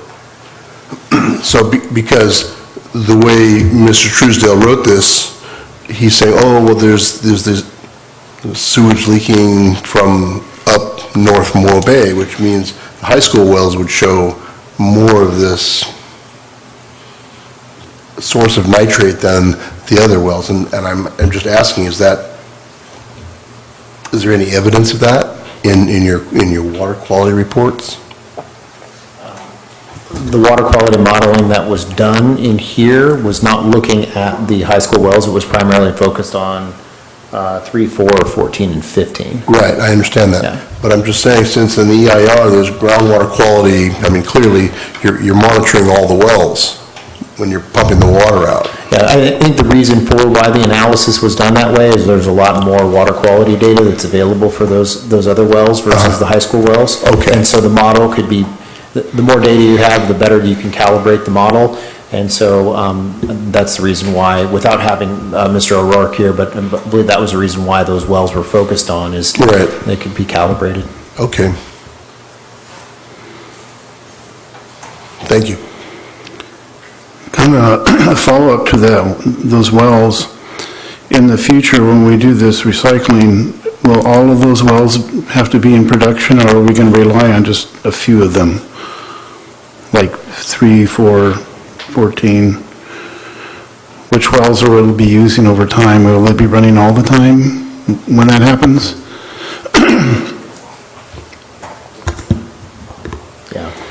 It really comes down to the time of year and how the mix of water would play in with what the city would be using in terms of state water and some other things, I think, is, I think if you look at the city's demand, I think there's more than enough volume with all of these wells to meet the city's annual average demand, but there may be times when you've got, obviously because of peaks, more wells running. I mean, can the well keep up with the amount we want to extract? Yes. And are they in pretty good working condition right now? Do they need to be, pumps need to replace or anything need to replace? They're in good condition. We maintain them regularly. Not to say that, we can't have failures, but for example, within the last year, we did replace one of the high school wells, and, we continuously monitor the output on them. So, they are getting older, and as we use them more, there might be an opportunity in the future where we'll have to actually, replace a well or drill a new one in that area. But currently, they're in good shape and they're operational. I think ratio meant we replaced a high school well pump, not the well itself. Okay, it's a little easier. On figure 7 of the report, it shows the nitrate concentrations, and maybe this is something you just talked about, but it looks like around year 2014, there was a spike at all locations. Was that because, why was that? Do we know? And it dropped off immediately afterwards. Was there some diluting of nitrates that was being done, or how was that?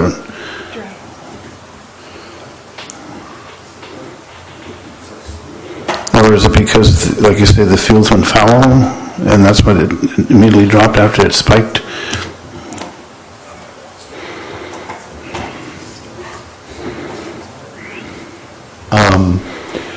Nate doesn't have the benefit of looking at this figure that we're looking at, so, and it's not on the screen, so maybe we can share this with him so that...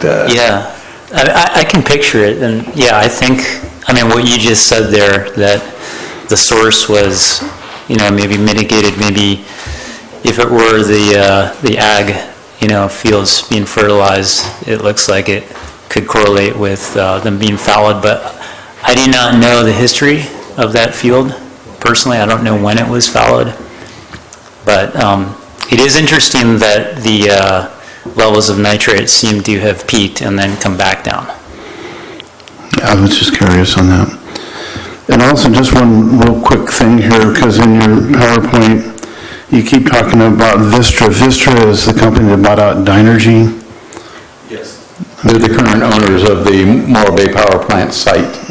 Okay, the injection well locations you show over there on that property, is that going to be a problem with their property and encumbering it with those features?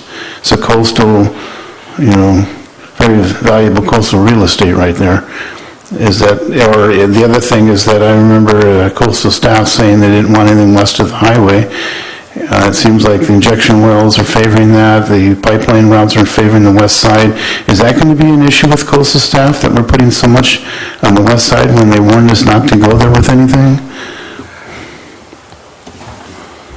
Not based on our discussions with the coastal staff. They reviewed this material, had several meetings, and they have not raised that as an issue and have been generally supportive of the project. Okay. I believe that's all the comments we have. Thank you very much. Appreciate that. Yeah, thank you. With that, I believe that concludes our item B1. You might want to open for public for this section of the, we took public comment on the conveyance system. You may want to open public comment for the groundwater. Let me go to Valerie real quick. Just one more question in regards to nitrates. I think it's the preliminary geotechnical report, Appendix C, that discusses the history of nitrate contamination and the agricultural practices. But one of the things that triggered in my mind in reading that is we're making an assumption. What if there should be some sort of intensification of different kinds of agricultural activities in the Morro Valley, where we go back to this kind of row cropping, or the addition of more tree crops, because they do still require nitrogen fertilizer. So I'm wondering, does this take into consideration any potential for agricultural changes in agricultural practices over time? And is it sufficient that we're putting so much more water into the system that it would negate any increases? I think the difference between now and a few years ago is agriculture now operates under an ag order, where they can no longer indiscriminately apply fertilizer to their practices or their operations. You can tell I'm not a farmer, so I don't know the exact words. And they need to report that to the region board. The region board monitors that. We have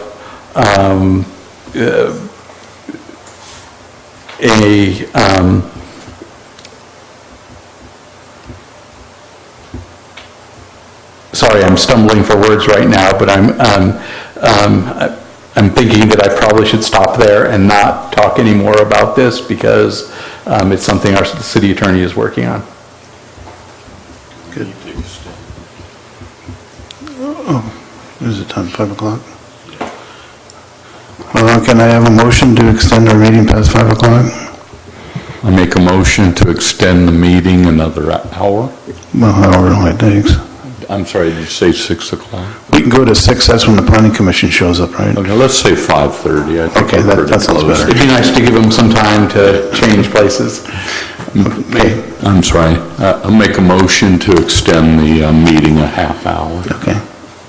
I'll second that. All approved? Aye. Aye. With that, I'd like to open it back up to the public to discuss this item on the GSI report. If anybody would like to get up and speak to the matter. Larry?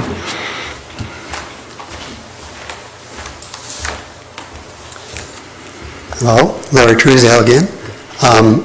Since there's been so many questions about how the information, that report I distributed was come to, I'd be more than happy to answer questions or tell you how I reached these conclusions. It might take a little bit more than 3 minutes, so it's up to you, however you'd like to do it, or I can just leave the report stand as is.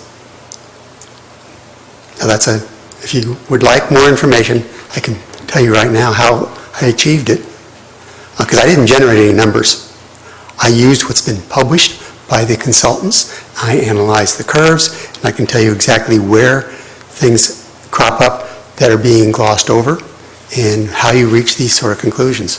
And you can determine whether I'm dreaming or not. It's up to you. How do you want to do it? Thank you, Larry. Do you have any questions, Doug, for Larry? Well, I mean, we've heard that we're working on pipeline improvements and smoke testing, whatever that is exactly, I'm not sure. So I'm assuming in the long run scheme of things, whatever is the source of what you've written about is going to be reduced no matter what. Correct. Because I mean, Correct, but it depends on how long the residence time of the sewage in the ground is to get down to the wells. Is it 1 year? Is it 10 years? Is it 15 or 20? I don't know that information. But clearly the isotopic labeling for nitrogen and oxygen ratios shows it very clearly has to be sewage. There could be a small amount of fertilizer from nitrates. The Cleath report, if you look at the index, they glossed over this. They measured the fertilizer and got a number which comes right on what the forensic tests for this isotopic ratio would be. And boy, there's not a chance that the major contributor in the nitrates we're seeing in the 2005 to 2007 range is from fertilizer exclusively. It's probably a very minor component. That means there's a path to get there from some sewage line, and you can only speculate on what that is, but considering the proximity of the lines coming out of Cayucas and North Morro Bay, it's probably there. It's probably somewhere around where Atascadero and Route 1 area is to get there. The model studies that GSI did doesn't show a path to get there. So there's an unknown of how it gets there. But there is a second piece of data that's really questionable. You see in the Cleath reports measuring nitrates twice a year. Peak up, peak down, peak up, and you see it every year. The error limits in measuring nitrates is very small compared to the distance between those. That means you should be getting numerous data points, maybe not every 6 months, but maybe every week or every 2 weeks, and you'll get an answer for where things are coming from. But we, once a year, pump water primarily out of the valley because they shut down the state system. So we have a perturbation that hits at a very unusual time, and they measure the numbers sometime after that, and then 6 months later. That's all speculation, but the isotopic ratios are well established around the world that This is human sewage nitrates. You can't get around that. And in the Cleese report, they actually measured it and showed that. They didn't discuss it. They did a different sort of discussion that doesn't fit their actual measurement of nitrates. I have not seen anywhere anyone going out and determining what's going on in the farming. They just say, these are general practices, so this must be what it is. A very reasonable assumption, except you have a fact that you can't get around. And then you have sucralose. It's everywhere, yeah. At 175 parts per million in the wells down by the high school, that's not trace. That's a big number. It's in sewage at high levels compared to what comes off the fields and farms, because it's of no value in farming. Those farm areas cover a large area. Just analyzing data. I don't generate it, I don't create it, but the scientific methods that the Cleese people used are not the type of science I would like to see done, and I wouldn't do that. I wouldn't write a report on it, because you don't have sufficient data to reach the conclusions except for the isotope ratios. That's immutable. Thank you, Larry. Okay. I have a question as a follow-up probably for Joe, because didn't you just mention that one of your problem areas is in the Highway 41 Tuscadero Road area for the sewer lines? That's where your smoke testing is problematic? No, actually, where we've been concentrating our smoke testing efforts has been out on the beach track area. Okay. So that's where we have done it twice since I've been here with the city. Could there be a problem that's suspect in the sewer lines in the vicinity that Larry's talking about down there in Tuscadero Road in that area? There could be. Like I said, right now we're concentrating on the higher impact areas that I know of, and focusing on that. Maybe Rob could add something to that.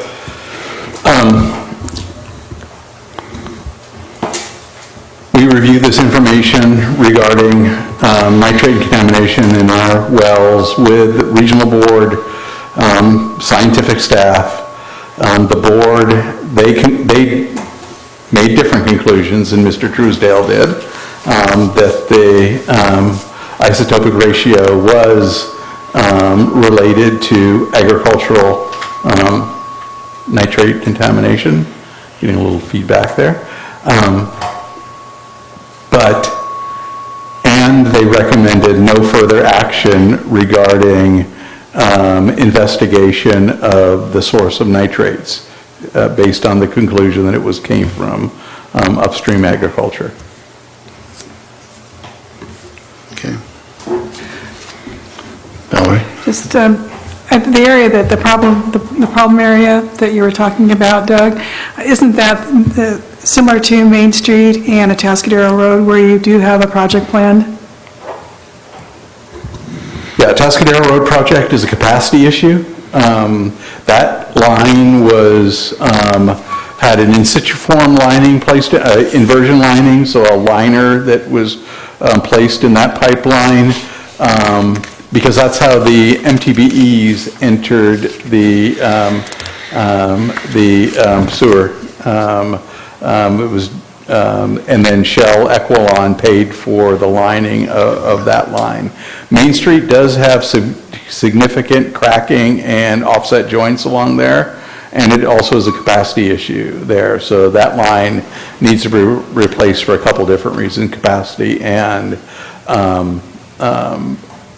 joint issues. Much of the year, our pipes in that area are underwater.